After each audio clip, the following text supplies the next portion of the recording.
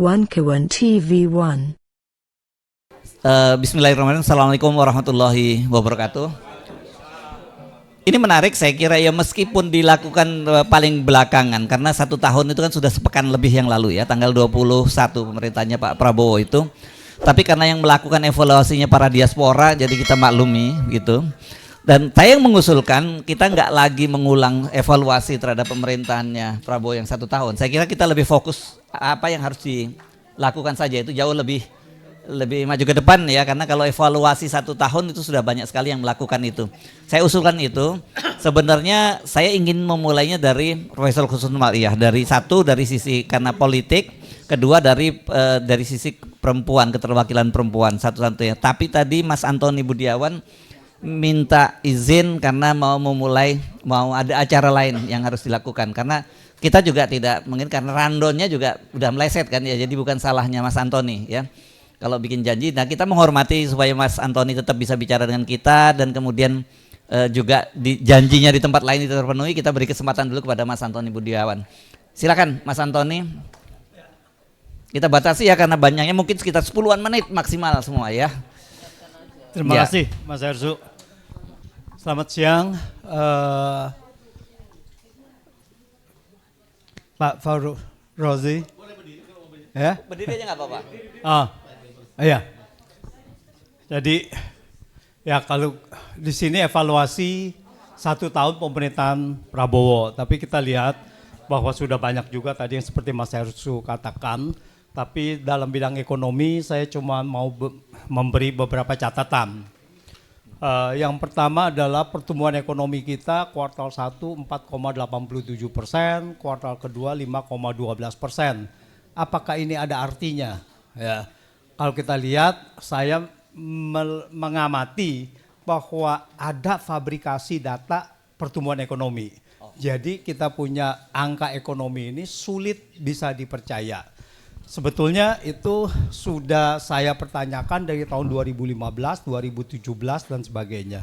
Jadi kalau kita bicara prospek ekonomi dengan pertumbuhan ekonomi persentase itu percuma gitu.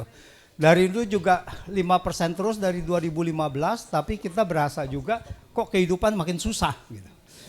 Nah, jadi yang saya ingin menyoroti adalah data-data untuk backup mengenai ekonomi ini. Yang pertama adalah mengenai fiskal. Ini yang paling penting bagi pemerintah.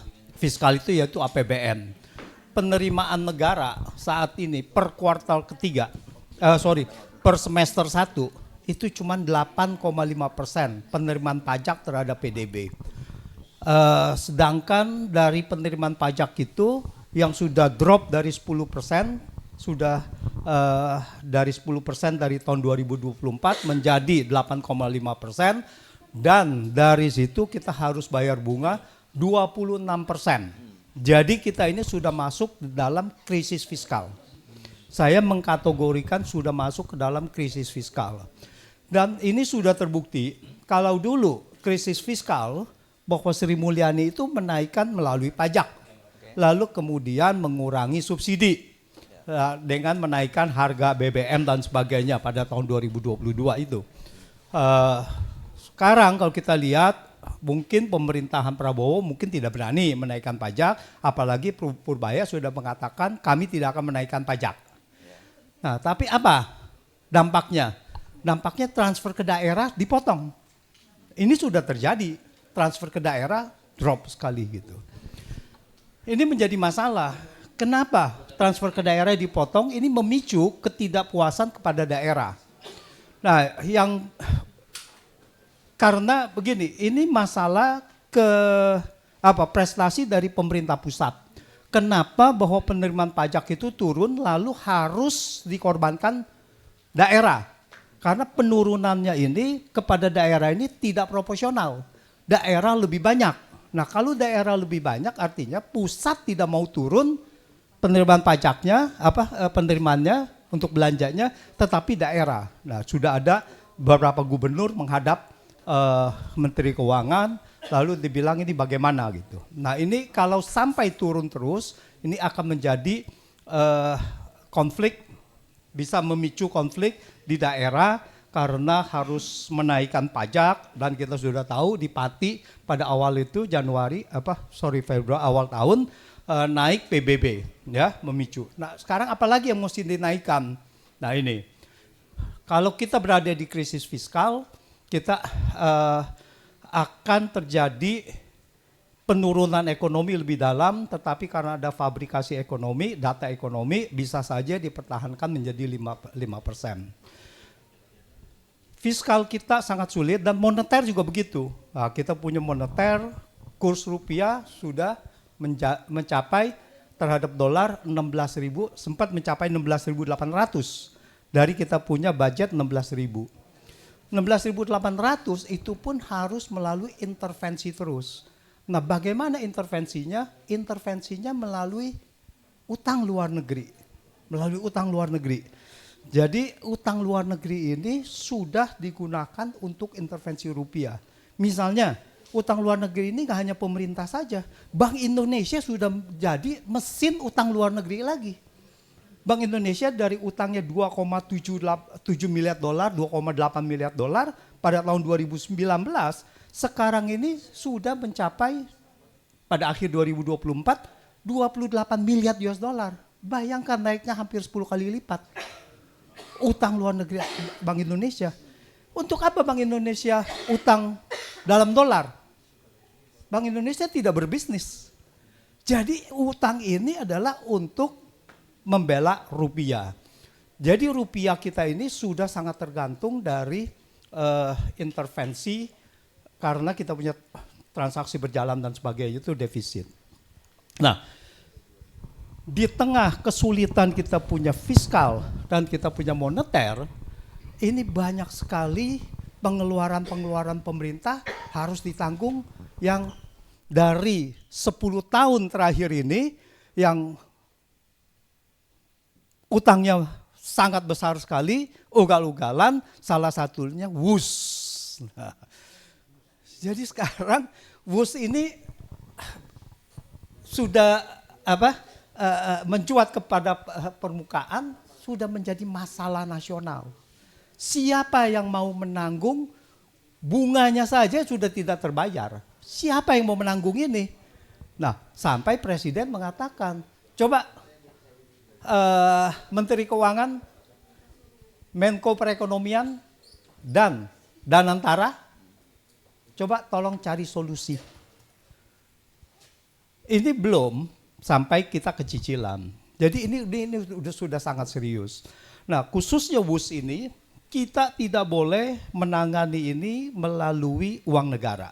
Karena perlu diingat, WUS ini adalah B2B.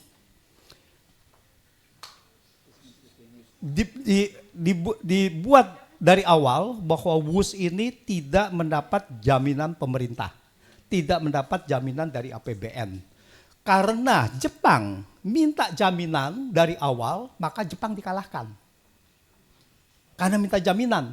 Oleh karena itu, jaminan dari APBN ini menjadi key decision factor.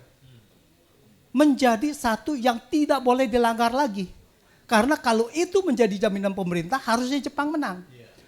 Kalau Jepang menang, kalau kita hari ini melalui Jepang, kita ini tidak ada kesulitan keuangan. Karena bunga dari Jepang, kita bayar setiap tahunnya dengan kurs yang sekarang 16.300, cuma 75 miliar dolar setahun bunganya. WUS berapa? 2 triliun. Sudah lebih kalau sekarang dengan kurs yang sekarang itu lebih. Karena bunga itu kan 2% yang bunga yang awal. Bunga cost overrun-nya kan 3,4%. Iya, udah saya hitung itu semuanya menjadi 120 juta US dollar, itu kurang lebih menjadi 2 triliun dengan 16.300. Tentu saja dengan 16.500 yang 16.600 sekarang. 16.600 udah lebih dari itu, makanya saya katakan 16.300. Jadi kita masalah di WUS ini adalah karena kita tidak bisa bayar bunganya 2 triliun. Kalau kita dengan Jepang kita cuma bayar 75 miliar. 75 miliar itu Rupiah ini ya? Sangat rupiah. Oh. Udah dalam rupiah 75 miliar dengan 2 triliun. Nah, inilah yang membuat masalah ini. Jadi, bagaimana ini harus ditangani?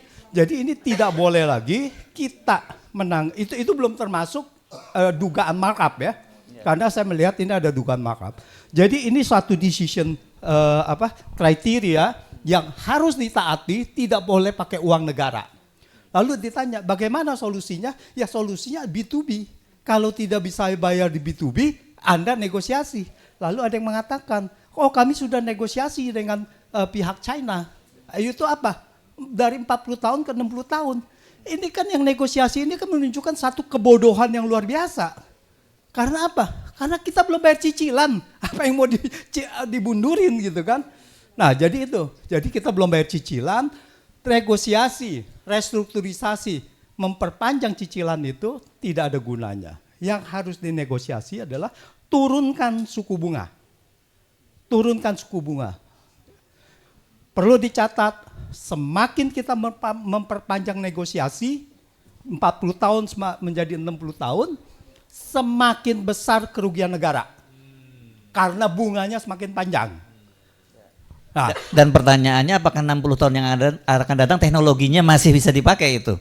ya, Kan nggak bisa lagi. Relatif dipakai bisa, tapi ya mungkin maintenance-nya juga makin mahal. Ya, jadi gitu. Jadi ini yang menjadi satu permasalahan serius dengan kita punya fiskal yang semakin sulit dan ini. Dan kalau kita lihat ini, saya kemarin bicara sama beberapa orang, lalu kemudian juga dibilang, wah kita harus bangga dengan adanya WUS. Kita harus bangga, kita ini satu-satunya di Asia Tenggara. Lalu saya katakan begitu, apa yang kita mesti banggakan? Setiap orang yang punya duit, setiap orang yang nekat utang, pasti bisa punya WUS. Karena bukan bikinan kita. Apa yang kita mesti banggakan kalau bukan bikinan kita? Tapi masalahnya adalah, ini bukan masalah WUS-nya, bukan masalah kereta cepat. Masalahnya adalah ada yang lebih murah, kenapa Anda beli yang mahal? That is the problem gitu kan. Kenapa ada yang lebih murah, kenapa Anda beli yang mahal? Ini bukan masalah. Kalau ada Shinkansen pun, yang Jepang, tetap aja kita juga sama bangganya, sama cepatnya 350 km. Nah, jadi ini harus diusut sebelum ini menjadi beban negara, dan di sini ada dugaan-dugaan markup, dugaan-dugaan korupsi dengan nilai begitu tinggi, maka saya mengusulkan untuk aparat hukum, penegak hukum dan KPK turun untuk memberikan keadilan bagi rakyat, bagi masyarakat. Saya rasa begitu. Terima kasih. Terima kasih Mas Antoni Budiawan. Kita izinkan beliau untuk meninggalkan tempat ya, karena supaya memenuhi janjinya yang lain. Ya, silakan. Oke, kita sekarang akan lihat dari sisi politik dulu ya. Kita persilakan Profesor Husnul Umar ya. Sama dengan yang lain, waktunya kita beri waktu 10 menit ya Prof ya. Kapan lagi ini bisa ngatur-ngatur Profesor ya? Bismillahirrahmanirrahim. Assalamualaikum warahmatullahi wabarakatuh. Hasil survei tadi menarik kayak gitu ya. Sebagai fungsi kontrol dari civil society, demokrasi itu adalah civil and political liberties. Pandangan saya terhadap what can I do, what can we do, atau bagaimana apa yang harus dilakukan oleh rezim PSGR. Jadi PSGR gitu ya. Gibran. Ya, makanya PSGR kayak gitu kan. Duduk. Nah, ini kan konsepnya kan dari mulai selection, ya itu kita sebut sebagai recruitment, election, dan kita dari tadi pagi bicara tentang delivery. Post election, what can I do, what can we do, apa yang harus dilakukan, amanat apa yang dilakukan. Lah saya tadi pagi mau ngomong apa, ketemulah buku ini, Paradoks Indonesia. Ini yang kemudian, ini dramanya di sini nih. Bagaimana waktu 2019 buku ini kan dikutip habis oleh PS. Nah, apakah hari ini dia melakukan langkah-langkah tahap-tahap yang nantinya menyelesaikan masalah tantangan dari buku Paradoks Indonesia ini? Apa saja itu di dalam konteks membangun kesadaran nasional, penguasaan kekayaan negara. Kalau dalam konteks buku ini dulu data yang lama, 49% kekayaan dikuasai oleh 1% penduduk. 72% tanah dikuasai oleh 1% penduduk. Dan yang itu juga. Nah, Dari dulu selalu bicara tentang demokrasi dikuasai oleh pemodal. Ya, jadi para bandar, 9 naga, makanya selalu disebut sebagai unholy alliances, persekongkolan jahat di dalam konteks itu antara elit birokrasi dan elit politik dan elit bisnis ekonomi. Pemimpinnya sold out. Nah, sekarang partai politiknya di mana? Sama saja juga di dalam konteks itu. Nah, bagaimana strategi mencegah tragedi itu? Tragedi dicegah, tapi potensi kekayaan kita masih dijajah. Saya baru pulang dari Ternate, melihat bagaimana kenapa itu yang namanya istri calon gubernur bisa menggantikan. Padahal dia pemilik kapal yang meledak itu. Sementara ada kasus yang lain, kapal yang kecelakaan tidak ada suratnya dan sebagainya, itu pemiliknya juga dipidana. Dan waktu itu kok nggak ada pemikiran pidana, tapi kan dia korban, Bu, itu kata KPU di sana. Ya, ini jadi bagaimana potensinya? Ternyata ada urusan iup Maluku Utara. Ya, jadi eksploitasi ekstrativisme resources. Tapi lucu di sini ada demokrasi ekonomi yang itu sebetulnya liberal, konstitusi kita, dan demokrasi rakyat. Nah, yang isu kedua highlight, ini bagusnya kan namanya husnul mar'iyah. Jadi harus berhusnudzon, tidak bersuudzon. Dia memang carry over rezim sebelumnya 10 tahun. Apa yang berbeda? Reshaping international community. Ternyata cita-cita Pak Prabowo dulu menjadi presiden tercapai ya. Jadi bisa makan dengan presiden Prancis, dengan presiden yang kayak gitu-gitu.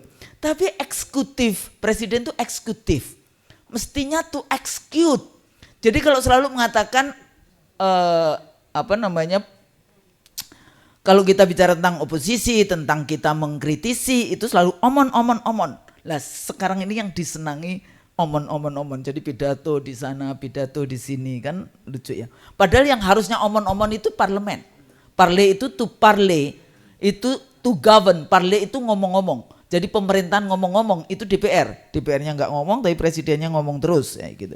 Lah delivery-nya apa? Reshaping posisi Indonesia di international community. Hari ini lumayan. Dulu kan cuma come to invest in my country. Oh, my minister answer your question. Enggak gitu kan, dulu kan gitu. Nah sekarang dia bisa sampai harus bicara, I have to talk to Eric ya. Nah bocor itu yang namanya mic-nya dengan Trump ya kayak gitu. Loh kok gimana, masa presiden kita ketemunya dengan anaknya Trump yang pebisnis. Nah ada hal-hal yang seperti itu. Tapi yang paling kelihatan model militer maskulin nanti dalam power pidatonya gagah. Presiden kita gagah hari ini ya. Jadi banyak kan sekarang, oh kita bangga punya Presiden Prabowo. 2019 kemana aja mak, kayak gitu kan Bu, kayak gitu. Nah tapi salah satu kritik saya terhadap pidatonya Presiden di UN General Assembly ya, dipuja-puji memang. Tapi setelah mendengarkan pidato Presiden Kolombia terasa kurang. Ya, bagaimana dia mengkritik lembaga ini sudah menjadi saksi bisu terhadap genocide di Gaza. Kayaknya nggak ada. Malahan ada kalimat yang mengatakan keamanan Zionis Israel harus itu kayaknya salah itu. Nggak perlu. Wong perampok kok, keamanan perampok harus dilindungi, kan nggak bisa kayak gitu ya. Nah di situ. Tapi sebetulnya bukan itu. Ini kalau saya pidato dari Raja Jordan itu mengatakan terima kasih kepada rakyat Jordan yang selama ini sudah bekerja luar biasa membantu rakyat Palestina dan Gaza. Presiden kita kenapa nggak bicara? Emang rumah sakit di Gaza rumah sakitnya pemerintah. Emang selama ini yang selalu cinta kepada Palestina, Gaza, mestinya kan terima kasih kepada rakyat Indonesia yang selama ini ya sudah sejak tahun 48 kalau kita bicara Nakba kayak gitu ya. Itu selalu kenapa? Karena dulu ulama Palestina itu membantu ngasih duit kepada kemerdekaan untuk kemerdekaan Indonesia. Mestinya ada terima kasih kepada rakyat Indonesia. Itu kadang-kadang lupa. Ya di bagiannya itu. Jadi eksplisit ke sana. Nah, ketiga, program populis luar biasa. Ya, MBG. Perlu dilanjutkan enggak? Koperasi Merah Putih. Nah, food estate, energy estate, Tapi persoalannya lack konsep. Jadi kalau kita bicara tentang strateginya itu seperti apa? Bahkan menurut saya menjadi anti intelektual di dalam konteks bagaimana strategi MBG. Sepertinya kita kok gagap.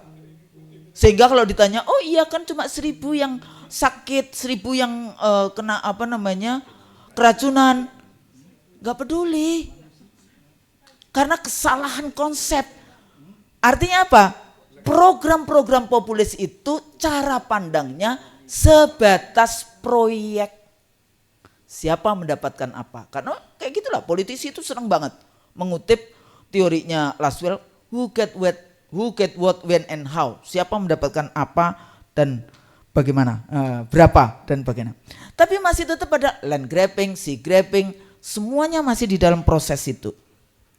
Padahal kalau kita bicara tentang civil and political, nanti di demokrasinya civil and political liberties masih menyisakan beberapa anak muda kita masih hilang hari ini.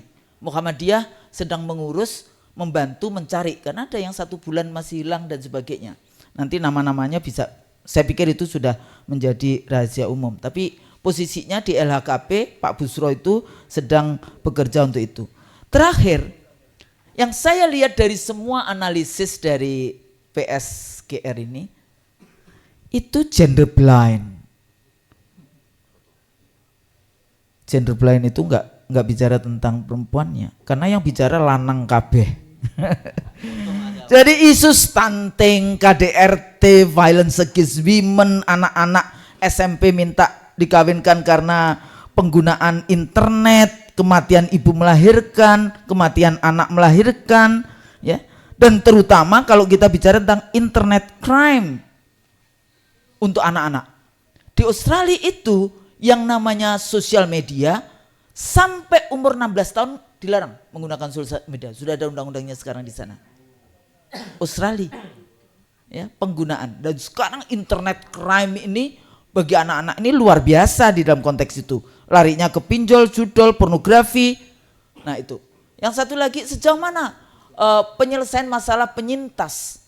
Focal point Menteri Pemberdayaan Perempuan itu tidak punya power, tidak punya budget. Ini persoalan. Walaupun ada menteri, ada wakil menteri. Wakil menterinya kan istrinya Ahok. Ya, dalam konteks itu. Nggak tahu kapan dia bicara perempuan, tapi ya sudahlah. Pokoknya di Indonesia itu kalau Anda berjuang untuk bangsa negara nggak akan diangkat. Tapi kalau berjuang untuk partai itu menang, nah baru kemudian ada posisi-posisi.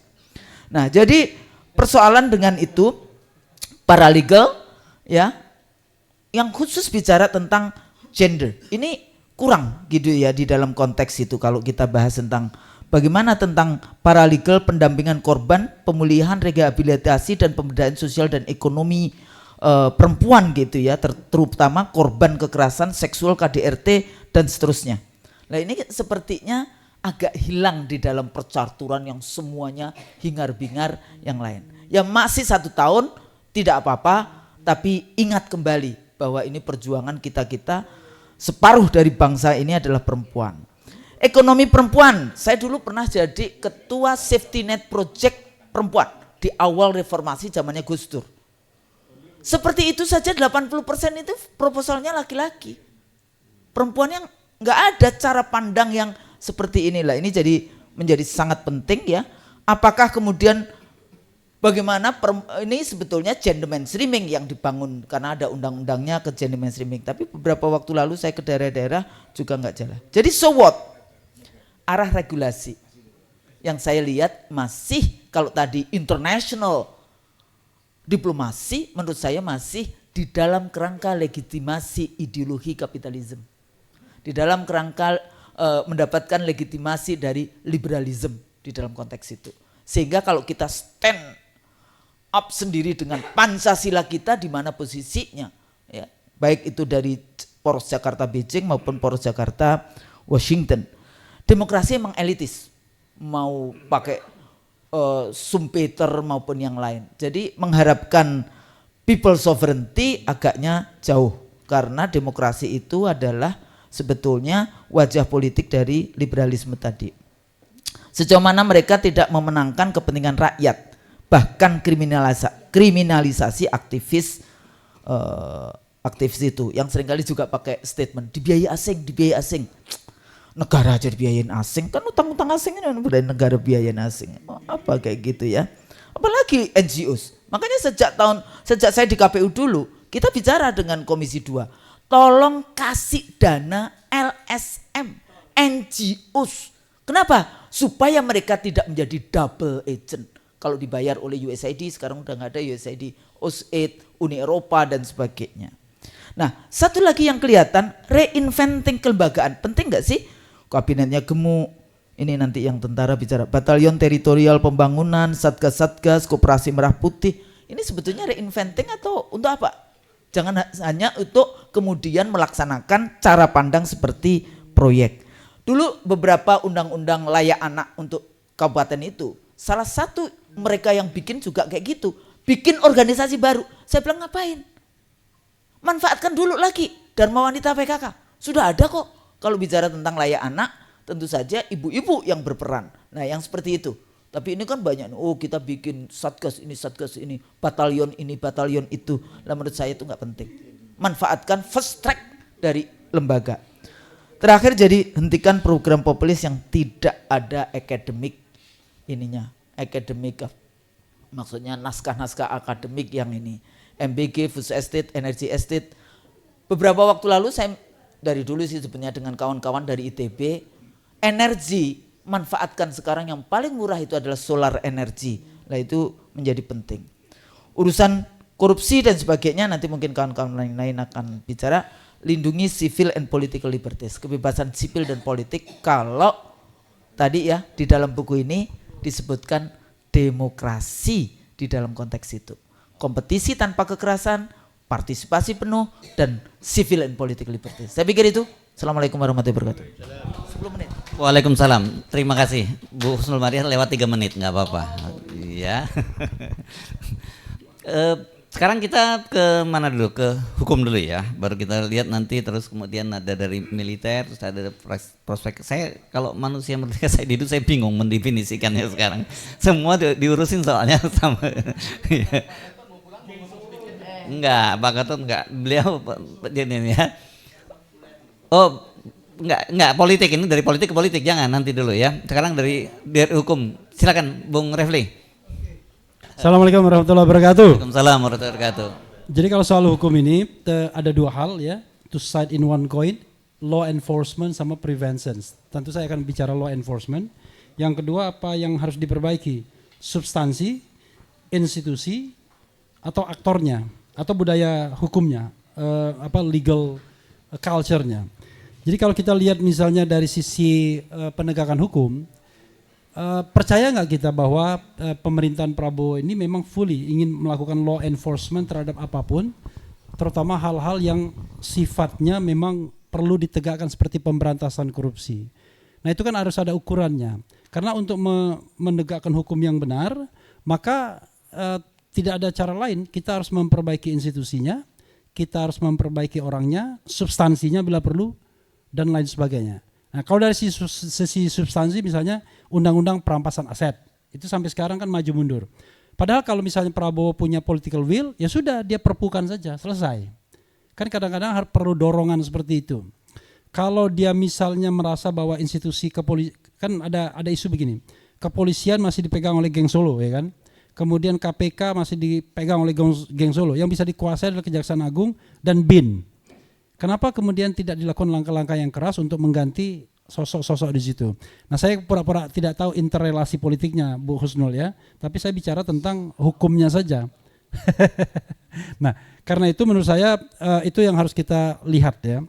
Tetapi jangan lupa perbaikan institusi yang sudah di depan mata yang kemudian sepertinya akan melemah, yaitu reformasi kepolisian. Saya heran sampai sekarang kemudian itu tidak muncul yang namanya tim reformasi kepolisian. Malah yang muncul adalah di dalam kepolisian sendiri. Nggak mungkin kan jeruk makan jeruk. Sehingga saya khawatir ya bahwa Prabowo tidak cukup energi lagi, tidak cukup kuat lagi untuk mendorong reformasi kepolisian. Termasuk di ring-ring 2-nya, di ring-ring 3-nya. Jadi perintah Prabowo-nya nggak kuat, lalu ring 1, ring 2 dan ring 3-nya tidak mau melaksanakan.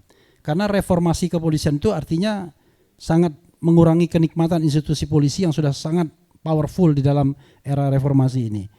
Saya menganggap bahwa berapa kali saya katakan kan Prabowo muncul dari sebuah sistem pemilu yang korup, comberan. Tapi saya berharap dia jadi unenlightened leader, menjadi pemimpin yang tercerahkan. Tapi faktanya adalah 1 tahun ini saya belum melihat bahwa Prabowo adalah pemimpin yang tercerahkan, enlightened leader. Kita masuk ke dalam kasus konkret misalnya, kasus Kang Rizal, ijazah palsu. Itu kan sudah sampai pada pintu gerbang yang kejelasan sebenarnya. Dengan dikeluarkannya salinan ijazah KPU Solo, KPU DKI dan KPU Pusat, itu sudah mengkonfirmasi bahwa apa yang dilakukan RRT, Roy Rismond dan Dr. Tifa, itu benar bahwa ijazah itu palsu. Kan dengan berbagai metode, dengan pangkalan datanya adalah foto Jokowi yang ada kumisnya, ada kacamata dan lain sebagainya, Roy Suryo dan teman-teman berkesimpulan 99,99% itu palsu. Nah sekarang ada bukti baru bahwa itulah yang memang yang didaftarkan ke KPU Solo, ke KPU DKI dan ke KPU nasional. Jadi tidak ada tidak ada keraguan lagi. Saya sedang mendorong Forum Purnawiran TNI untuk melaporkan ini kepada Bareskrim bahwa ada bukti-bukti baru, ada fakta-fakta baru. Jadi tidak hanya mempertanyakan perkembangan kasus, tapi melaporkan itu. Konon katanya sudah bersedia, cuman saya harus lihat lagi mereka mau mempertanyakan atau melaporkan. Beda. Kalau mempertanyakan ya nanti dijawab, tapi kalau laporan harus ditindaklanjuti karena ini betul-betul sebuah fakta baru. Nanti Kang Rizal sama-sama kita dorong mereka untuk diingatkan. Lalu soal yang lain juga kalau kita bicara mengenai hukum yang berkenaan dengan politik, kan selalu ada isu-isu mengenai ketidakjelasan misalnya ijazah Gibran. Padahal mekanisme hukum tata negara sudah bisa disediakan. Kalau memang ada hal seperti itu, DPR kan bisa bertindak untuk membuat inquiry tim inquiry-nya untuk melakukan proses penyelidikan berupa hak angket. Nah ini secara politik memang sulit, tapi kan saya bicara jalan hukumnya dulu sehingga nanti ada kejelasan. Roy Suryo hari ini ke Sydney kemarin untuk melihat apakah betul-betul Gibran Raka Buming Raka itu adalah lulusan dari UTS Insert, tetapi yang harus kita pahami adalah dua data antara KPU dan Setnek itu berbeda. Dan ini aneh karena ini adalah data dari institusi yang sangat representatif untuk calon wakil presiden yaitu KPU dan untuk wakil presiden adalah Setnek. Kok bisa beda datanya? Karena di Setnek itu UTS Insert itu ditaruh di terakhir 2007-2010 seolah-olah Gibran itu pasca sarjana. Seolah-olah. Karena ditaruh setelah S1. Sementara di KPU itu disetarakan cuma SMA saja, itu pun questionable. Karena ternyata dianggap setara dengan kelas 12. Oh, kalau kelas 12 kan bukan SMA namanya. Nah itu yang harus kita lihat ya. Karena itu menurut saya hal yang konkret yang tetap harus kita dorong itu AMGJ AJMG atau MGAJ. Apa itu? Makzulkan Gibran, adili Jokowi. Wassalamualaikum warahmatullahi wabarakatuh. Oke. Sekarang kita ke Pak dulu ya, Pak Farul Razi dulu ya. Silakan Pak Farul Razi langsung. Kurang 10 menitnya, kurang 10 menit. Nah, ya. Ya. Assalamualaikum warahmatullahi wabarakatuh. Terima kasih. Saya mulai saja dari tagline. Dibayangi rezim Jokowi, raport Prabowo merah. Saya ilustrasikan begini. Ada sebuah film menceritakan tentang pengamanan objek vital. Ini betul-betul diamankan dengan baik, dibangun titik-titik kuat atau gate gitu. Tiba-tiba suatu waktu pimpinan gate 1 melapor. Lapor dengan suara agak gemetar begitu ya. Gate 1 aman, selesai gitu. Setelah dimatik di siaga melaporkan, oke laporan diterima selesai. Begitu selesai ditutup, semua berteriak. Sedang di apa istilahnya? Di kooptasi atau diambil alih. Iya. Disandera, dia sedang disandera. Segera ambil langkah-langkah mengamankannya gitu. Kalau orang yang nggak tahu pasti berpikir, loh kenapa kok tahu disandera? Dia nggak bilang dia disandera kok. Tapi semua tahu bahwa suara itu bukan suara dia yang seperti itu. Dia orang yang ngomong menggelegar, bukan gemetar ketakutan. Satu. Kemudian kedua, dia itu mestinya melapor tiap jam ganjil. Ini kok bukan jam ganjil dia lapor. Ketiga, format laporan nggak seperti itu. Format laporan mestinya gate 1 dalam keadaan aman, ulangi. Gate 1 dalam keadaan aman, selesai.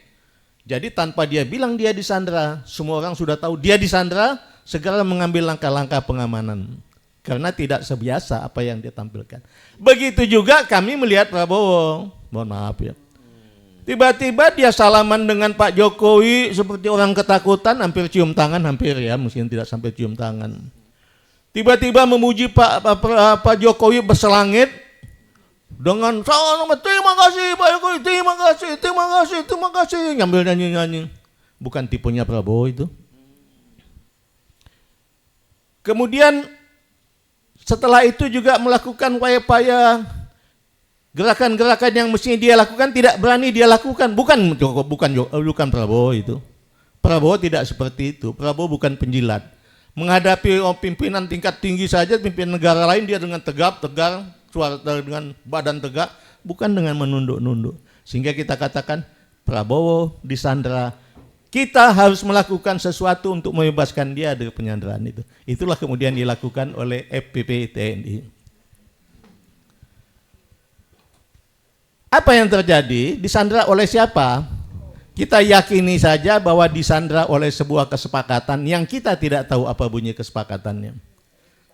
Tapi perlu kita ingatkan Pak Prabowo, Pak, satu sebagaimana yang pernah saya sampaikan, Bapak enggak utang budi kepada Jokowi, Pak. Jokowi yang utang budi ke Bapak. Karena dia cawe-cawe memenangkan Bapak bukan karena dia sayang sama Bapak, tapi karena dia mau titip anaknya jadi wakil presiden. Kedua Pak, menurut Islam, agamanya Bapak dan Bapak kan Islam yang taat meskipun pengetahuan agama sama aja dengan kita mungkin ya. Tapi dia Islam yang taat. Bahwa menurut Islam, menepati kesepakatan janji itu adalah mutlak harus dilakukan. Tapi kalau kesepakatan atau janji itu membawa kemudaratan, kemudian berlawanan dengan syariah, maka tidak boleh dilakukan. Mungkin pada saat Bapak membuat kesepakatan, Bapak belum tahu bagaimana Pak Jokowi, mungkin Bapak tahu mungkin bohongnya sedikit, padahal setelah Bapak ketemu lama Bapak tahu bahwa bohongnya luar biasa banyaknya. Mungkin sebelum pada saat Bapak buat kesepakatan, Bapak tahunya ada korupsi sedikit. Tapi kan belakangan Bapak bilang, ternyata setelah melihat korupsi di Indonesia, saya lihat sangat-sangat dahsyat, apa gitu istilah dia. Kalau gitu kesepakatan nggak perlu Bapak ikuti lagi Pak. Itu sudah melanggar syariah, membawa kemudaratan, mestinya Bapak kembali kepada tampilan Bapak yang sungguhnya sebagai seorang Prabowo, bagaimana membawa bangsa ini mengatasi hal yang sangat tidak baik-baik saja di Indonesia ini. Namanya sudah terangkat di internasional karena Bapak banyak melakukan pendekatan-pendekatan, tapi di Indonesia tolong dibenahi Pak. Lupakan saja kesepakatan-kesepakatan yang jelek itu, yang betul-betul akan menjerumuskan Bapak dan menjerumuskan bangsa ini. Karena itu membawa kemudaratan dan juga berlawanan dengan syariah. Itu tolong Bapak pegang Pak. Terima kasih. Assalamualaikum warahmatullahi wabarakatuh. Waalaikumsalam warahmatullahi wabarakatuh. Iya. Perpaduan antara jenderal dengan menteri agama. Jadi yang pertama tadi adalah strategi pemahaman secara operasi militernya. Yang kedua ditutup dengan tausiah dari Pak Fakhrul Razi ya. Oke. Iya. Periodenya lupa, zamannya Pak Jokowi, pokoknya menteri agamanya juga ya. Oke, Bang Said Didu, nanti terakhir itu kita panggil Puang Saidi dulu dan habis itu Puang Mulyadi dulu. Iya. Sama apa Bugis jangan saling mendahului ya. Assalamualaikum warahmatullahi wabarakatuh. Saya hanya mengingat kembali tadi bahwa kita harus sadar reformasi 98 hasilnya adalah menyerahkan kekuasaan kepada oligarki. Itu hasil reformasi 98. Bisa kita berdiskusi tapi faktanya itulah. Oligarki sudah menguasai hukum, mengendalikan partai politik, mengambil sumber daya alam, dan semua sudah dikendalikan, LSM juga dikendalikan. Itulah hasil reformasi. Dan saya pikir aktivis 98 harus sekali-sekali mengakui kesalahan ini. Kan sekarang sekarang mereka yang berhasil menghidupkan pengadilan negara, padahal mereka lah yang menyerahkan negara ini ke oligarki. Itu yang pertama. Dan ini yang harus jadi agenda Prabowo. Dan saya pikir Bu Husnul tadi sudah menyatakan bahwa di buku Paradoks Prabowo itu sebenarnya. Ya. Oh, saya agak hafal udah. Tapi masih lebih hafal ayat-ayat penting di Quran lah. Nah, ini saya ingin menceritakan Pak Prabowo tadi kan banyak sekali nih. Ini saya dari dulu saya menyatakan Pak Prabowo ini menyelesaikan negara bagaikan memakan bubur panas. Karena ada ininya otaknya Rambo, hatinya Rinto. Sehingga memakan bubur panas. Tapi di 4 agenda bubur panas yang dia makan, saya katakan 1 pemberantasan korupsi, 2 pengambilan sumber daya alam, 3 adalah mengendalikan oligarki, 4 adalah memberantas geng SOP, Solo Oligarki Parcok. Nah, problemnya ini yang 3-tiganya saya lihat masih dimakan. Yang bisa jadi basi, menjadi bubur basi adalah tentang reformasi Parcok. Itu bisa jadi bubur basi. Dimakan keracunan, tidak dimakan busuk. Nah, itu yang kita harus ingatkan Pak Prabowo. Pak, sebentar lagi kalau Bapak masih takut terus mereformasi Polri, maka ini menjadi bubur basi. Pada saat itu bubur basi tidak ada obatnya lagi. Karena Bapak makan keracunan, mau dibuang juga ada karena dia berkuasa susah sekali. Nah, itu yang kita harus ingatkan Pak Prabowo, dan saya bisa menduga bahwa memang ada kendala besar terhadap reformasi Polri ini. Betapa semangatnya beliau, tapi setelah Kapolri membentuk tim reformasi Polri yang harinya sama, tanggalnya sama, 17 September, terus Pak Jokowi datang tanggal 4 Oktober di Kertanegara, langsung kayaknya bubur itu dilarang dimakan oleh berdua ini. Dan kelihatannya Pak Prabowo juga sendok yang mau disiapkan untuk memakan itu Ahmad Doviri, hilang tuh sendoknya, nggak tahu di mana sekarang. Nah, ya, jadi bubur panas ini bisa basi nih. Nah, itu yang kita harus ingatkan Pak Prabowo. Kalau ini basi, maka kepercayaan semua tadi itu harapan. Tadi kan hanya 52% yang menganggap bahwa masih ada harapan. Itu langsung bisa anjlok. Bisa anjlok jauh sekali. Nah, kemudian jadi tentang bubur panas, bubur basi ini, saya bilang reformasi Polri ini bubur basi. Udah mau bisa jadi bubur basi. Ya, saya terinspirasi ceritanya Bung Edi Mulyadi. Jadi ada 4 parcok yang ngobrol di restoran. Parcok pertama menyatakan, jangan sampailah kita direformasi dibawa kementerian atau lembaga. Itu yang paling dia takutkan. Parcok kedua ngomong, udahlah, nggak usah takut. Kita kan memenangkan Prabowo. Nggak mungkin lah Pak Prabowo melakukan menyingkirkan kita. Itu parcok kedua. Parcok ketiga menyatakan, iya, tapi kan kita 2 kali mengalahkan dia. Ini parcok ketiga. 2 kali mengalahkan dia 2014, 2019. Nah, Parcok keempat, udah bubar-bubar, bahaya nih katanya. Nah itulah kira-kira gambaran cerita 4 parcok tentang perannya terhadap Prabowo. Nah ini yang harus diingat di ini terus. Siapa tahu cerita itu benar. Cerita benar. Jadi Pak Prabowo kalau mendengarkan 4 parcok ini, harusnya Pak Prabowo mendengarkan parcok ketiga. Oke, lu kalah menangkan saya sekali, tapi lu kan ngalahkan gua 2 kali. Ya kan? Nah, itu yang harus. Jadi Pak Prabowo harus mencari parcok ketiga itu. Dan saya pikir parcok ketiga itu masih ada. Nah, jangan juga parcok keempat, karena bubar dia kembali ke Trunojoyo melapor, Pak begini kejadiannya. Nah, itulah kira-kira cara. Nah, kalau Pak Prabowo tidak lagi berani mencari sendok memakan bubur parcok, saya nyebutkan parcok bukan polisi loh Pak ya. Parcok itulah oknum yang memanfaatkan polisi, tapi bisa juga polisi, oknum tapi. Nah, memanfaatkan itu untuk apa namanya? Untuk memenangkan kekuasaan, dan itu fakta. Jadi saya katakan sederhana kok. Kalau saya kan nggak mungkin disuruh menginginkan parcok, sederhana. 1, polisi, mereformasi polisi. 1, bebaskan polisi dari parcok. 2, hentikan kegiatan parcok sebagai termul. Itu aja. Sederhana ini, jangan terlalu berpikir idealis. Ya, itu saja yang. Nah, posisi perannya aja itu, hentikan polisi dari, bersihkan polisi dari parcok. Ya kalau Kapolrinya juga memang parcok, ya apa boleh buat gitu kan. Ya, nah itu kira-kira di sana.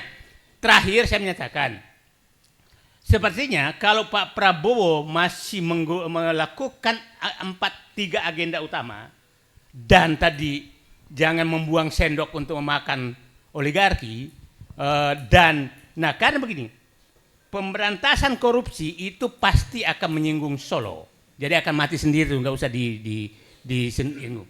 Kemudian pengambilan sumber daya alam itu juga akan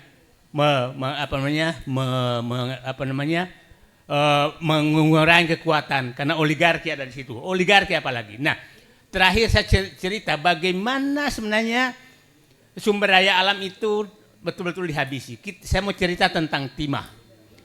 Timah itu kita jaya zaman Belanda, jaya sekali. Kemudian diambil alih Orde Lama, Orde Baru, itu muncul penyelundupan yang besar. 45 sampai 77. Tahun 77, Pak Harto menugaskan Sudomo sebagai Pangkop Kaptip untuk melakukan operasi militer di sekitar Bangka. Bangka saat itu tambang masih di darat. Dan itu berhasil. Itu 90-an, itu timah neracanya hampir sama dengan Pertamina. Kekuatan keuangannya timah, karena menutupi pertambangan. Apa namanya? Tidak ada ilegal. 98 bubar semua. Maka masuklah mafia yang dikendalikan oleh Bintang dan mantan Bintang. Oke? Nah, Pak Prabowo menemukan bahwa 2024 menemukan bahwa 80% timah itu sudah ilegal. Nah, itulah muncul bahwa ekspor timah terbesar adalah Singapura dan Malaysia. Padahal dia nggak punya tambang timah. Nah, yang ngirim ke sana ya Bintang mantan Bintang. Oke? Nah, itulah dia lakukan operasi militer sekarang. Operasi militer jangan heran, itu puluhan ribu tentara disuruh menjaga laut dan mencari semua. Nah, saya berharap langkah ini dilakukan Prabowo di Sulawesi, di Maluku, di Kalimantan, itu harus dilakukan. Udahlah, kalau tentara nggak ada perang, udahlah perang lawan penyelundup aja lah dulu. Ya kan Pak Barus ya? Ya. Karena yang tadi, karena parcok belum bisa bersih ya, jangan dulu suruh dia gitu sebelum dibersihkan. Nah, itu kira-kira saya berharap Pak Prabowo teruskan makan bubur panas di korupsi, pemberantasan korupsi, dan kemudian pengembangan sumber daya alam, dan mengini oligarki. Kalau oligarki saya paham betul sedang beliau laksanakan, tapi jangan lupa, jangan sampai bubur basi, parcok itu Bapak biarkan karena itu menjadi buah si malakama. Terima kasih. Assalamualaikum warahmatullahi wabarakatuh. Waalaikumsalam warahmatullahi wabarakatuh. Nah, sekarang mulai Bapak Kudus. Nah, saya ada pertanyaannya. Karena bubur yang saya melihat dulu SOP Pak Prabowo memulai makan dari pinggir, tapi kelihatannya kalau 3 ini enggak, dia langsung makan di tengah karena langsung mengambil yang besar. Mengambil yang besar karena sudah punya sendok. Pengambilan sumber daya alam dan ini kan ada Syafri Samsudin sebagai sendoknya. Nah, kemudian pemberantasan korupsi kan dipakai sendok Jampitsus. Nah, Borbaya muncul sebagai sendok baru. Ya kan, Pak? Sendok baru untuk menekan fiskal. Makanya diam aja Prabowo. Saya berharap Rosa menjadi sendok baru juga untuk memperbaiki BUMN. Yang saya bilang yang nggak ada sendoknya, mulai ada sendoknya kemarin Ahmad Doviri datang Solo membuang di Kertanegara sendok itu. Jadi saya menyatakan Pak Prabowo sudah dapat Jokowi datang ke Kertanegara tuh untuk mengambil sendok untuk memakan bubur panas parcok. Terima kasih. Assalamualaikum warahmatullahi wabarakatuh. Jadi kesimpulannya Bang Said itu sama dengan kesimpulannya Forum Tanah Air ya. Karena masih dibayangi rezim Jokowi dan kemudian kalau tidak bisa melakukan reformasi terhadap Polri ya sebenarnya tidak bisa melakukan apa-apa. Oke. Sekarang kebetulan aja kali. Oh, kebetulan. Saya curiga. Oke, sekarang Dr. Muryadi. Nah, ini geng mana ini kalau ini? Hah?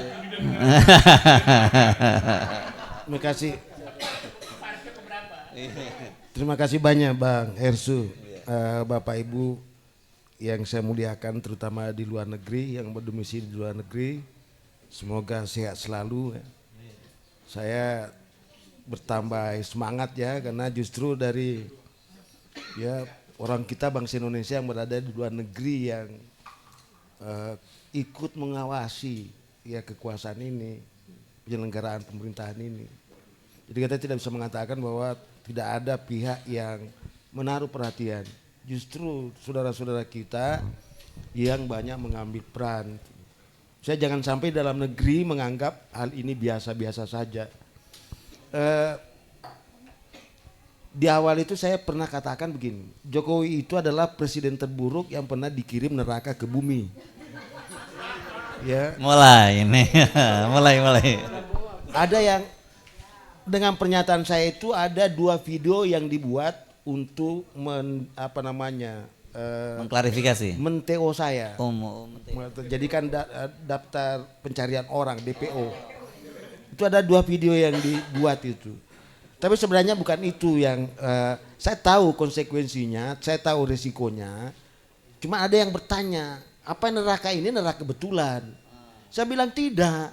Sama dengan yang dibuat, buku yang dibuat itu Armada Hantu. Itu bukan Armada Hantu. Itu operasi intelijen yang dibuat dalam bentuk novel. Oh, Ghost Flight ya. Kira-kira gitu. Nah, sama dengan ini. Jadi Jokowi itu adalah hasil operasi intelijen tingkat tinggi. Jadi para penghuni neraka membuat skenario mengirim orang terburuk. Itulah Jokowi. Sebenarnya ya yang saya mau katakan. Nah, jadi memang agak berat ya. Pertanyaan saya ingin bahas dulu nih. Karena kan sudah beberapa hari ini, beberapa minggu ini di televisi, di media itu sudah banyak kegiatan untuk mengevaluasi rezim kita ya. Rezimnya Pak Prabowo. Ya sekedar tadi saya termasuk hasil evaluasi ini saya ikuti betul itu sampai akhir. Saya ingin memberikan legitimasi akademik bahwa hasilnya itu sebenarnya benar. Dalam teori politik untuk mengukur keberhasilan suatu rezim itu ada 7 indikatornya. Ya. Yang pertama itu kita harus lihat kapabilitas responsifnya. Sejauh mana apakah rezim politik itu merespon aspirasi-aspirasi politik yang penting. Ya kan? Kalau dia tidak merespon itu, misalnya ada tuntutan reformasi Polri, bahwa dia tidak tuntut, itu tidak bisa dianggap berhasil. Ya, jadi saya tidak usah bulas satu-satu ya, karena di semua media para pakar hasil pengawatannya benar. Saya cuma memberikan legitimasi akademik bahwa apa yang dilakukan itu hasilnya itu benar, bisa dipertanggungjawabkan secara akademik. Artinya kalau dibawa ke kampus itu mendapat tidak ada penolakan itu, tidak ada resistensi. Yang kedua adalah kapabilitas regulatif. Ini Mbak, apakah rezim itu yang mampu membuat orang patuh sama aturan? Ya tentu yang kalau dia melanggar hukum ya sikat, hajar, enggak usah ampuni. Ya kan? Makanya itu yang selalu itu teriak penegakan hukum itu. Nah, itu salah satu. Yang kedua, itu kapabilitas distributif dan alokatif. Apakah sumber daya yang tersedia itu yang hebat-hebat itu dipakai oleh rezim? Yang pintar-pintar itu rezim memakainya. Ya kalau yang dipakai bodoh-bodoh ya itu tubuh tidak berhasil itu. Itu kapabilitas alokatif itu. Apakah orang miskin memiliki jatah gitu kan? Itu ada alokasi, karena itu kebijakan diambil tadi ini harus menjawab, mencegah jangan sampai ada muncul begini. Kalau kamu harus kaya, kenapa kami mesti miskin? Kalau mau kaya, kaya aja, tapi jangan buat kami miskin. Nah itulah gunanya ada rezim itu tadi. Karena itu harus ada, ya harus diukur di situ kemampuannya dia untuk melihat apakah sumber daya manusia, sumber daya alam, dan sumber daya buatan betul-betul digunakan sebesar-besarnya untuk kesejahteraan rakyat, kemakmuran rakyat. Saya tidak yakin itu. Kenapa saya tidak yakin? Karena ada 3 aktor oligarki yang ada di Indonesia ini. Yang pertama tadi oligarki politik, itu badut politik. Yang kedua oligarki ekonomi, bandar politik. Dan yang ketiga oligarki sosial, bandit politik. Anda bisa bayangkan ini. Aktor politiknya Indonesia itu cuma badut politik, bandar politik, dan bandit politik. Tapi bukan Prabowo, rezim Prabowo yang buat itu. Rezim sebelumnya. Karena itu kan tidak ada reformasi, yang ada deformasi, pengerusakan itu. Yang pertama kali dirusak itu adalah Undang-Undang Dasar 45 itu. Diganti dengan Undang-Undang Dasar 2002. Itu masalah hulu. Tapi kita tidak bisa bicarakan itu. Terlalu berat pembahasannya. Dan masih banyak orang yang pertahankan itu. Indikatornya aja. Yang kedua, yang selanjutnya, ya cara mengukur berikutnya itu dalam teori politik, itu kapabilitas simboliknya itu. Apakah polisi, tentara itu menjadi sesuatu instrumen penyatuan itu? Misalnya gini, kalau kita sebut polisi, apakah kita nyaman? Apakah kita enak? Apakah kita aman? Apakah, gini aja contohnya, sederhananya ya, ada penolakan, ada mainan, ada guyonan, jangan pasang fotonya Gibran itu. Itu kapabilitas simbolik yang rusak itu. Ya, contoh aja. Jadi kalau sudah tidak mau dipasang foto itu, bayangin, Jepang ada kebakaran yang tertinggal di situ fotonya Kaisar dan ada anak, pemadam kebakaran harus menyelamatkan 2 itu, foto dengan anak. Sekiranya, andai kata anak itu tidak berhasil diselamatkan, tapi mampu menyelamatkan fotonya Kaisar, itu hebat itu, pujian. Begitu hebatnya kapabilitas simbolik, ya kan? Lah kalau wakil presiden dibilangin bocil, dibilangi bocil aja itu sudah keluar dari mulut itu sudah tidak ada kapabilitas simboliknya itu, ya kan? Si pupu papa, setiap hari kan pupu papa, itu tidak ada kapabilitas simbolik itu Pak. Ya itu contoh sederhana aja. Terus kapabilitas, ya kapabilitas ekstraktif. Apakah sumber daya alam, sumber daya buatan, sumber daya manusia? Saya kata, apakah Bang Hersu ini kan baik di mata saya nih, pinter. Tapi Bang Hersu kan tidak pernah dipanggil di istana kan? Karena saya bukan lulusan Universitas Ruko. Lah bukan mas, Gitu. itu yang jadi. Iya, atau Pasar Pramuka ijazahnya. Ya. Itu aja sebenarnya. Makanya Indikatornya saya ya. bilang. Jadi kalau ukuran saya sebagai akademisi di bidang ilmu politik, saya hanya cukup mengamati orang-orang pintar itu, ditarik tidak masuk di istana itu. Presiden Amerika, lawan politiknya waktu kampanye, dibilangi you monyet. Karena mukamu itu penuh itu kan, mirip monyet. Setelah terpilih jadi presiden, dipanggil tadi, kau bilangin saya monyet kan? Ini yang pendukungnya tadi marah ini, wah udah ini kamu kesempatan kamu balas dendam. Kau sudah jadi presiden. Oh, udah begitu Pak.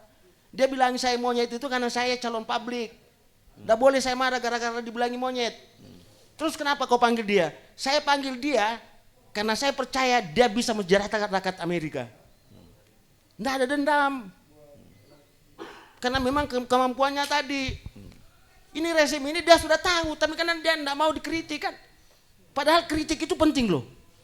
Karena kritik itu berat, Pak.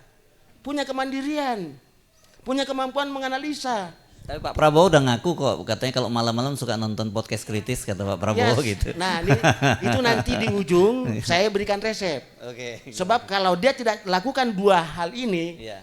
hampir pasti Prabowo jatuh. Oke. Nah, menarik ini. Ini prediksi, tapi saya simpan di akhir dulu ya. Oh, di akhir. Jadi sumber daya manusia tidak itu aja, apalagi sumber daya alam. Tambang di mana? Ya hilirisasi. Artinya apa? Penderitaannya ada di hilir. Untungnya ada di mana? Untungnya ada di negara lain. Apakah itu program hilirisasi itu? Tidak ada, tambang itu mensengsarakan rakyat itu. Nanti selesai itu bencana yang muncul itu. Jadi kalau kita bicara itu ya, itu bicara kapabilitas ekstraktif itu. Kemudian kapabilitas domestik. Ada enggak jaminan kestabilan? Hampir semua kekuatan politik saling berlawanan sekarang. Ya percaya, coba lihat saya P3 itu, sudah jadi rebutan. P3 itu diadu-adu, enggak tahu partai mana lagi itu. Itu perebutan. Karena baru tahun pertama sudah dipikir 2009, Pak. Padahal koalisi itu adalah kejahatan politik loh. Makanya saya bilang tadi di Indonesia tidak ada koalisi itu, yang ada persekongkolan jahat, yang ada permufakatan jahat. Teori politiknya tidak begitu koalisi, Pak. Mas ada koalisi dilakukan sebelum pemilu? Itu bagi-bagi kekuasaan namanya itu. Itu kejahatan itu, Pak. Kalau Anda belajar ilmu politik kepada saya ya. Tapi kan Anda tidak mau belajar ilmu politik kepada saya. Itu masalah besarnya itu kan. Jadi iya masalah dia bukan masalahku. Kalau masalah nanti jadi masalah kalau dia mau belajar sama saya tidak mau ajari dia. Itu kan, itu. Jadi kapabilitas domestik, kapabilitas internasional. Oke, selama ini kita jatuh. Pertanyaannya, apakah Prabowo ke luar negeri itu? Saya juga bangga, terus terang. Saya melihat presiden saya itu dia mampu memulihkan harga diri saya sebagai bangsa Indonesia itu. Saya puji Pak An itu. Cuma satu pertanyaan saya sebagai akademisi. Itu diplomasi. Itu hubungan internasional. Itu ada kepentingan nasional. Mampu enggak memenangkan kepentingan nasional kita? Kalau tidak mampu memenangkan kepentingan nasional kita, enggak ada gunanya. Kita kalah dalam diplomasi. Meskipun kita berpelukan jabat tangan itu apa. Jangan-jangan kita cuma diberikan karpet untuk disuap, dirayu dan sebagainya. Jangan-jangan. Tapi kalau kepentingan nasional ada di situ, nah saya yakin. Tapi saya untuk rezim Prabowo saya belum melihat itu. Nah 7 itu ya. 7 itu sudah. Terus bagaimana Prabowo? Rezim Prabowo sekarang dia di dalam krisis legitimasi. Betul itu. Dia di krisis legitimasi. Dia memulai kekuasaannya dengan hasil pemilu yang bermasalah. Bukan KPU yang tetapkan, tapi Wali Songo. Itu MK. Wali Songo ya. Wali Songo. Wali Songo itu kan yang tentukan itu, bukan KPU itu. Itu dalam ilmu politik itu jatuh itu legitimasi itu. Yang kedua, ya membikin kabinet ada rezim lama. Karena itu saya bilang ada atau banyak? Ya saya jumlah itu kuantitatif. Ketika saya mengatakan ada itu kualitatif. Okay. Bisa saja satu saya sebutkan, tapi itu sangat berbahaya kan. Nah karena itu saya bilang dia ada rezim lama. Karena itu saya persingkat, nanti saya ditegur Bang Hersu. Ini masalah waktu. Ya, rezim Prabowo hanya ada 2 caranya untuk selamat. Pertama harus cuci tangan, harus bersihkan semua rezim lama. Oh cuci tangan, saya pikir kayak Pak Jokowi sama Pak Luhut cuci tangan dari wus, bukan ya, beda ya. Sebenarnya itu bahasa saya. Pertama dulu di awal waktu Pak Prabowo naik itu saya membuat di WA Group, saya bilang ada 2 resep, hanya ada 2 cara Pak Prabowo bisa selamat. Yang pertama dia harus cuci mulut. Dia harus katakan kepada orang bahwa saya bukan rezim kelanjutan daripada rezim lama.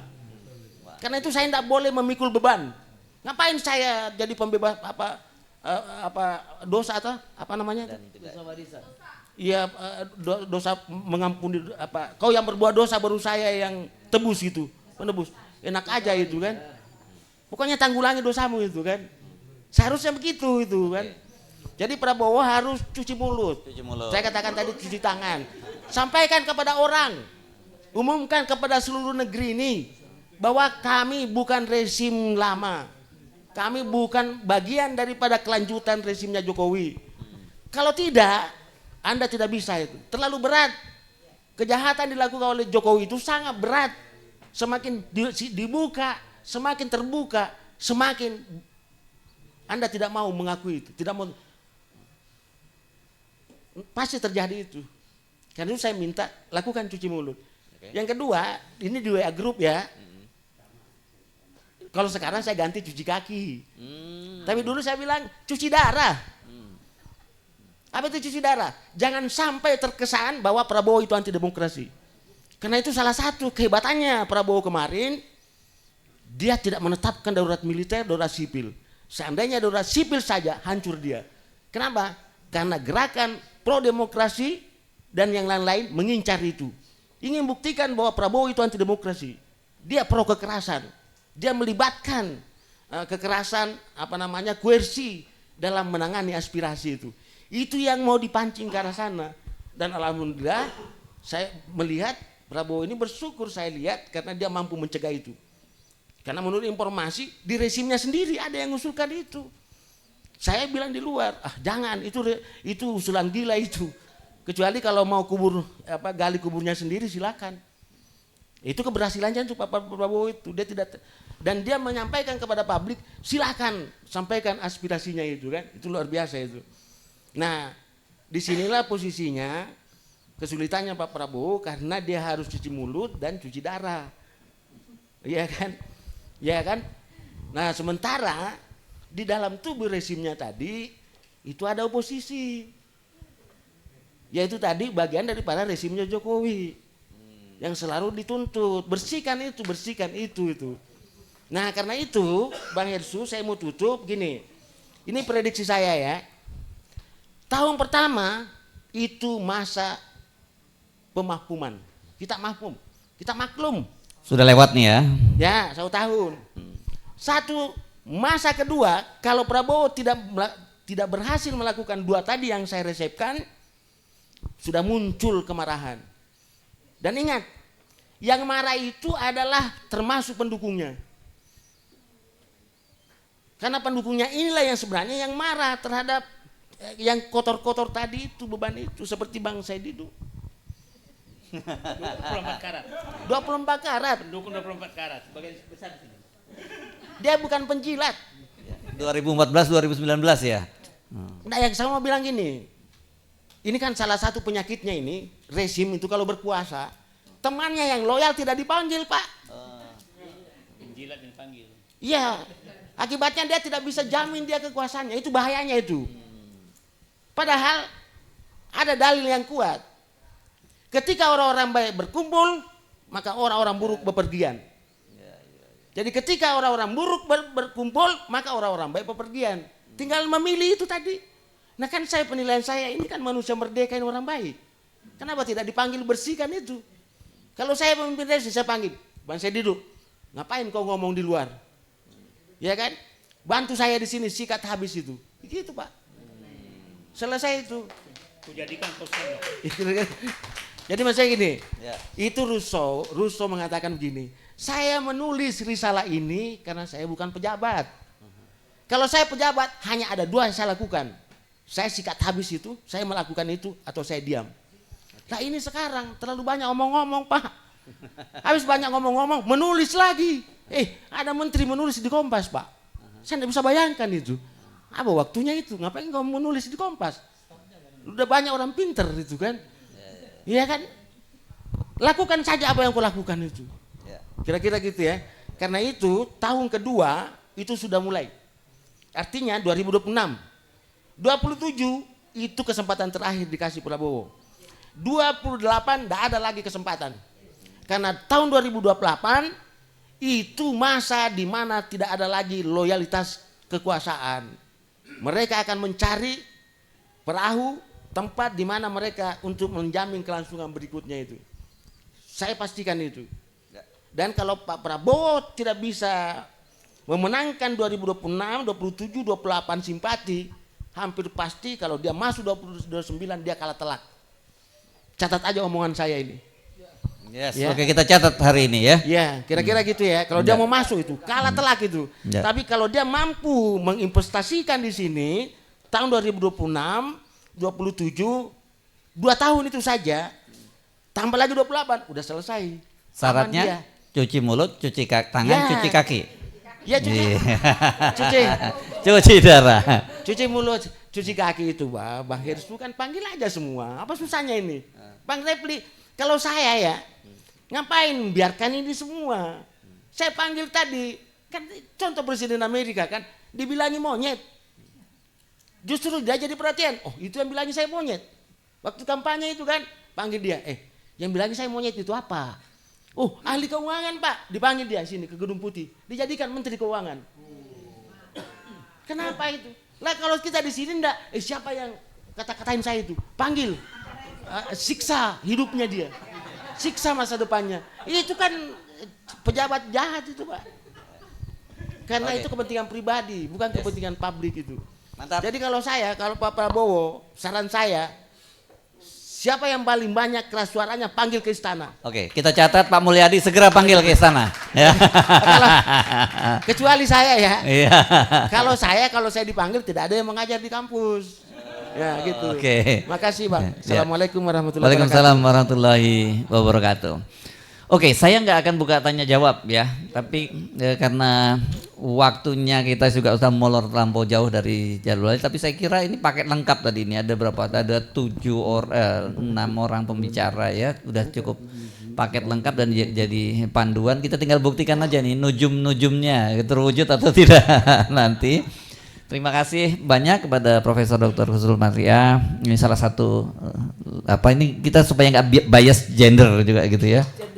Oh gender blind, wah lebih serem kalau bias saja masih ini gender blind itu lebih serem lagi ya. Dengan Jenderal Farul Rozi, kemudian Jenderal ini bukan Jenderal ini Refli Harun, iya, terus manusia Merdeka Said Didu dan juga Bang Mulyadi. Ini kalau ada geng Solo, ada geng Mas Antoni sudah. Ini ada geng Sulsel di ujung sana ya. Memang lagi rame geng Sulsel, ini belum ada yang mulai ngeramein aja, tapi iya Sulawesi. Nah, itu dia. Sama-sama geng Solo ya, satu geng Solo, yang satu geng Sulawesi. Sampai ketemu lagi. Saya Hirs Munarif mengucapkan terima kasih. Assalamualaikum warahmatullahi wabarakatuh.